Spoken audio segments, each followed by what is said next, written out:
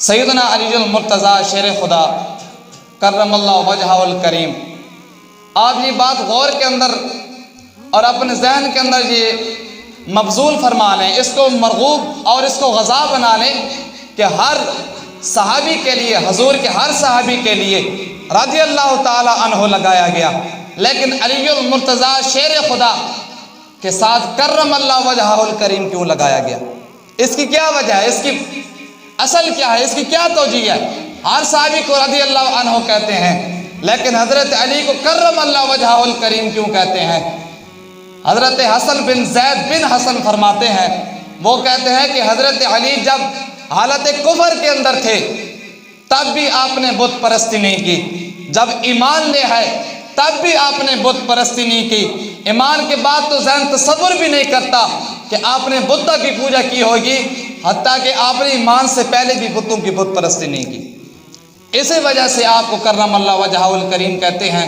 اس کا معنی یہ ہے اللہ تعالیٰ آپ کے چہرے کو عزت دے۔ اسی طرح زید بن حسن فرماتے ہیں، وہ فرماتے ہیں ایک معنی اس کا یہ بھی ہو سکتا ہے، حضرت علی المرتضیٰ شیر خدا کرم اللہ وجہہ الکریم کے مقابلے میں ایک آدمی آیا، آپ کو للکارتا ہوا آیا، جب آپ کے مقابلے میں آیا آپ کو کہنے لگا سبد اللہ وجہہ کا یا علی جو، اللہ آپ کا چہرہ سیاہ کر دے اے علی۔ جب حضور نے یہ بات سنی آپ نے فرمایا کرم اللہ وجہہ کا یا علی جو، اے علی تیرے چہرے کو اللہ پاک عزت دے، تیرے چہرے کو اللہ عزت دے۔ جس کے چہرے کے لیے اللہ کا محبوب دعا کر رہا ہو تو اس کے چہرے کو دیکھنا عبادت کیوں کرنا ہو؟ حضرت علی کے چہرے کو دیکھنا بھی عبادت ہے، حضرت علی کا ذکر کرنا بھی عبادت ہے۔ اور میرے پاس یہ جو کتاب موجود ہے نہج البلاغہ، یہ اس کے اندر حضرت مولا کائنات شیر خدا کرم اللہ وجہہ الکریم کے ملفوظات، مکتوبات اور آپ کی حکمت بھری باتیں موجود ہیں۔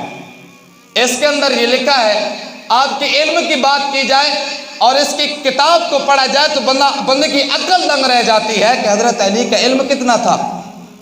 اس لیے تو حضور نے فرمایا نا کہ میں علم کا شہر ہوں اور علی اس کا دروازہ ہے۔ یا ایک روایت کے اندر آتا ہے حضور نے فرمایا کہ میں حکمت کا شہر ہوں اور علی اس کا دروازہ ہے۔ اور من اراد العلم، جسے علم چاہیے ہو فلجأت الباب، بس وہ علی کی طرف سے ہے، دروازہ علی ہے تو دروازے سے مراد حضرت علی ہیں۔ من اراد العلم فلجأت الباب، جسے علم کی طلب ہو وہ حضرت علی کی برگاہ سے ہو کر آئے۔ حضرت علی کی برگاہ کے بغیر علم حاصل بھی نہیں ہو